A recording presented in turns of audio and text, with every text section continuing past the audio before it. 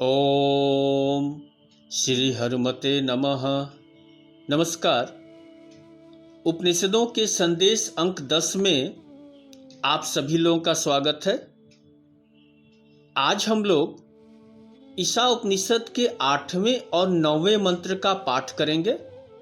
दोनों मंत्रों को समझेंगे और अपने जीवन में उसे उतारने की कोशिश करेंगे। तो आइए पहले मंत्र का पाठ कर लें। सपर्यगाच्छु क्रम कायमत्रण मस्नाविरं शुद्धम पाप विद्यम कविर्मनीषी परिभू स्वयं भू यथार्थ तथ्यतो अर्थान व्यदधाच्छाश्वतीभ्यः समाभयः। वह ईश्वर कैसा है, इसे ही इस मंत्र में समझाया गया है। अभी तक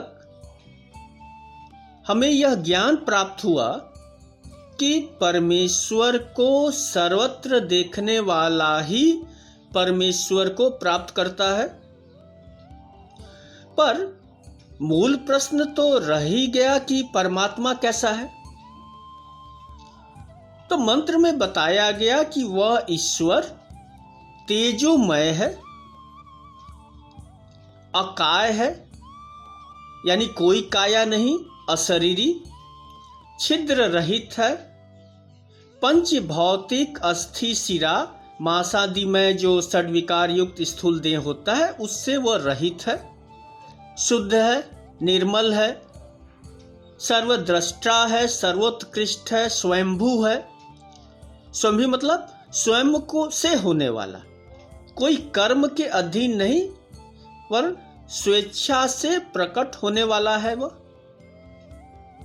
और ईश्वर आदिकाल से सब प्राणियों के लिए उसके कर्मानुसार समस्त पदार्थों की यथा योग्य रचना और व्यवस्था करता आया है। शाश्वतीभ्य समाभ्य यथा तथ्यतः अर्थान वैधतः, यानी अनादिकाल से सभी प्राणियों के लिए अर्थों यानी कि कर्तव्य एवं पदार्थों की रचना उस परमेश्वर ने की। उसकी कृपा से हमें ये चीजें प्राप्त हुई। तो यह हुई ईश्वर की परिभाषा। हालांकि उस असीम की परिभाषा क्या हो सकती है, और अगर परिभाषा हो ही गई तो फिर वह असीम कैसा। तो परमात्मा की परिभाषा नहीं हो सकती, पर हम लोग अपने समझने के लिए कुछ एक आकार देते हैं। यह सच है कि परमात्मा की कोई प्रतिमा, कोई मूर्ति नहीं हो सकती, क्योंकि जो भी स्वरूप आप जानते हैं, जो भी प्रतिमा आपके दिल में है, सब प्रतिमाएं तो उसकी ही हैं, उसके अतिरिक्त कोई है नहीं। परमात्मा शब्द का अर्थ हुआ अस्तित्व, और जिसका सिर्फ हम अनुभव कर सकते हैं। देखिए, जिन संतों ने परमात्मा का अनुभव किया या साक्षात्कार किया, सबका सार एक ही था। आप में से कुछ लोगों ने निश्चित रूप से श्री गुरु ग्रंथ साहिब का पाठ किया होगा। श्री गुरु ग्रंथ साहिब की वाणी का आरंभ जिस मंत्र से होता है, उसमें भी परमात्मा के बारे में लगभग यही बातें कही गई। एक ओंकार सतनाम करता पुरखु निर्भउ निर्वैरु अकाल मूर्ति अजनुई सैभम गुरु प्रसादी यानी कि परमेश्वर एक है, सतनाम है, वही कर्ता पुरुष है, वही करता है, वह भय रहित है, वैर रहित है, काल से मुक्त है, अकाल है, अविनाशी है, अजन्मा है और स्वयं के प्रकाश से प्रकाशित है, स्वयंभू है। और यही बातें लगभग गोस्वामी तुलसीदास महाराज ने गाई। आदि अंत को जा सुन पावा, मति अनुमानी निगम अस गावा। ईश्वर का न आदि है न अंत है, आदि अंत कोई जान नहीं पाया। कुछ कुछ वेदों ने अपनी मति, अपने अनुमान से यह गाया। बिनु पद चलई सुनई बिनु काना, कर बिनु कर्म करई विधि नाना। आनन रहित सकल रस भोगी, बिनु बानी बकता बड़ जोगी। वह ब्रह्म बिना पैर के चलता है, बिना कान के सुनता है, बिना हाथ के नाना कर्म करता है, बिना जीव के रसों का आनंद लेता है और बहुत ही योग्य वक्ता है, पर वाणी नहीं है। यानी कि बिना बोले ही वह सब कुछ कुशल वक्ता की तरह बोल देता है। आगे बाबा लिखते हैं, तन बिनु परस नयन बिनु देखा, ग्रहई घ्राण बिनु बास अशेषा। असी सब भांति अलौकिक करनी, महिमा जासु जाई नहीं वरनी। वाह, बाबा ने क्या उपमा प्रभु की दी कि परमात्मा बिना शरीर के स्पर्श करता है और बिना नयन, बिना आँखों के देखता है, बिना नाक के सब गंधों का ग्रहण करता है। और उसके बारे में क्या कही जाए, उस ब्रह्म की करनी ऐसी अलौकिक है कि महिमा गाई नहीं जा सकती, उसका वर्णन संभव ही नहीं है। नेति नेति नेति। देखिए, ब्रह्म सत्ता रहस्यमय है और हम उसको सिर्फ रसमय बना सकते हैं। गुरु नानक देव ने कहा जप करो, तुलसी बाबा ने कहा जप करो, संतों ने कहा जप करो, नाम जपो। उस ईश्वर को खोजने कहाँ जाएंगे हम लोग? बहुत कठिन मार्ग है, क्योंकि ईश्वर का कोई स्वरूप तो है नहीं। और समस्या यही है कि हम उससे कैसे जाने। ज्ञान मार्ग से ज्ञानी पुरुष दृष्टा का ही तो ध्यान करते हैं। तदा दृष्टु स्वरूपे अवस्थानम, यानी दृश्य में दृष्टि, दृश्य से दृष्टि हटाओ और दृष्टा पर दृष्टि स्थित करो। अवस्थानम। परम पूज्य श्री रामचंद्र डोगरे महाराज जी का दृष्टांत है, बड़ा प्यारा दृष्टांत वो देते हैं कि एक ज्ञानी संत से किसी ने पूछा ध्यान किसका करें। तब उन्होंने कहा कि जो दिखाई देता है उसका ध्यान मत करना, ध्यान करने वाले का ही ध्यान करो, ध्यान करने वाले में आंख और मन को टिका दो। तो साहब, आत्म स्वरूप से ब्रह्म स्वरूप की दिशा ज्ञान मार्ग की दिशा है, और जो कि हम जैसे साधारण लोगों के लिए कहत कठिन, समझत कठिन, साधन कठिन विवेक।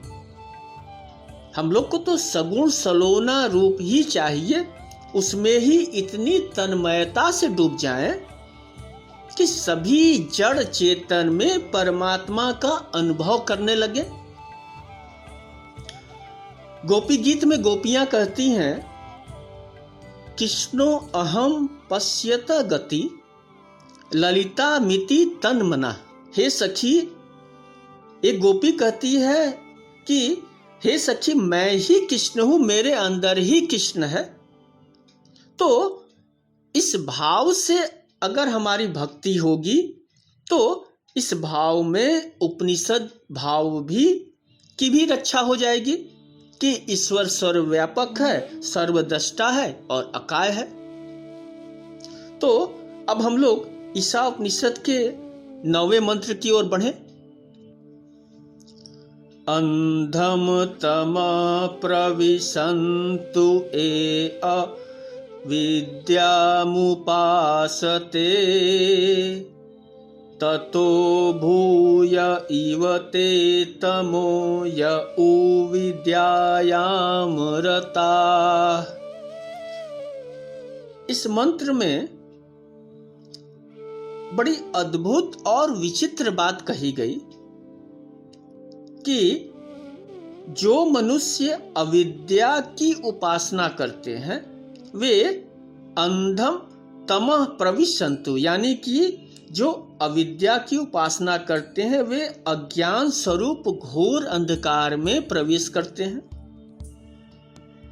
फिर मंत्र के उत्तरार्ध में दूसरी पंक्ति में कहा गया कि ये विद्यायाम रता, जो मनुष्य विद्या में रत हैं वे तथा भूय इव तमः, वे उससे भी अधिक अंधकार में प्रवेश करते हैं।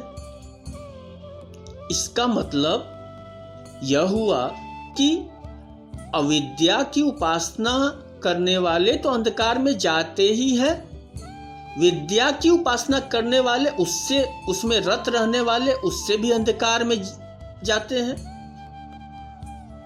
तो सार तो यही निकला कि विद्या की उपासना करो चाहे अविद्या की करो, जाओगे अंधकार में। और देखिए इस मंत्र में ऋषि ने 2 बातें ही कही, बात समाप्त। उपनिषदों की भाषा आदेशात्मक है, स्टेटमेंट ऑफ फैक्ट। कहीं कोई प्रमाण उदाहरण देने की कोशिश ऋषि नहीं करते हैं।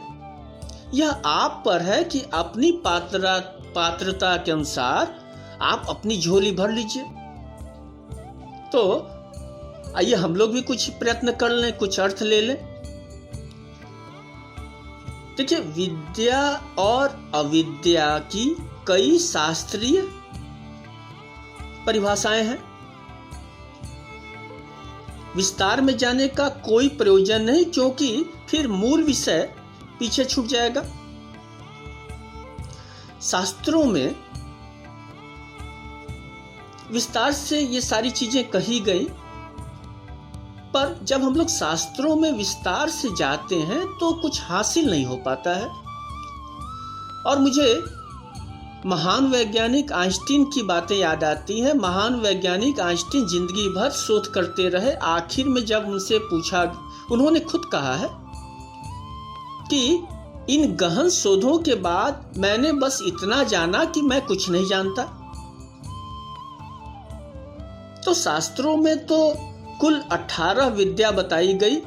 कहीं यह संख्या 19 भी है, कहीं यह 64 तक है। फिर विद्या के भी 2 भेद, परा विद्या, अपरा विद्या। तो हम लोग साधारण अर्थ से ही काम चला लें। विद्या का अर्थ हुआ जानना, बस। अब जानने योग्य को जानना विद्या, और इसके विपरीत नहीं जानने योग्य को जानना अविद्या। ईश्वर की ओर जानने की दिशा है तो विद्या, इसके विपरीत दिशा है माया की तरफ है तो अविद्या। शुभ है तो विद्या, अशुभ है तो अविद्या। आदि गुरु शंकराचार्य महाराज ने भ्रम को, अज्ञान को यानी माया को सम्यक रूप में अविद्या कहा। तो विद्या अविद्या पर बहस न करके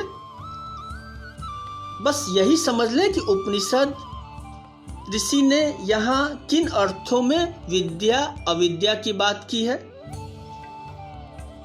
मंत्र संख्या 10 और मंत्र संख्या 11, जिस पर हम लोग अगले सप्ताह चर्चा करेंगे, के आधार पर हम लोग यह निष्कर्ष निकाल सकते हैं कि इस मंत्र में विद्या का अर्थ ज्ञान से है और अविद्या का अर्थ कर्म से लिया गया है। आप यहां ध्यान दें, हमारे शास्त्रों ने विशेषकर गीता जी में कर्म को विकारी माना गया है, कर्म को अविद्या माना गया है, क्योंकि प्रत्येक कर्म क्षयशील होता है और उसमें कुछ न कुछ विकार सन्निहित होता है। तो इस भाव से अगर देखेंगे तो मंत्र का अर्थ ठहरता है जो मनुष्य घनघोर कर्मों में यानी अविद्या में जीते हैं, भोग के आश्रित होते हैं, उसमें आसक्त रहते हैं, वे मूलतः अंधकार में जीते हैं। पर जो ज्ञानी जिन्होंने कर्मों का त्याग कर दिया है, जो यह मान रहे हैं कि अब हमारे लिए कोई कर्तव्य शेष नहीं है, वे और भी अंधकार में जीते हैं। तो अब आज समय कम बचा, विषय महत्व का है, इसलिए अगले सप्ताह विस्तार से हम लोग समझेंगे कि हमें क्या करना है। ऋषि ने तो देखिए दोनों मार्ग बंद कर दिया है। तो अब मुझे अनुमति दीजिए। नमस्कार।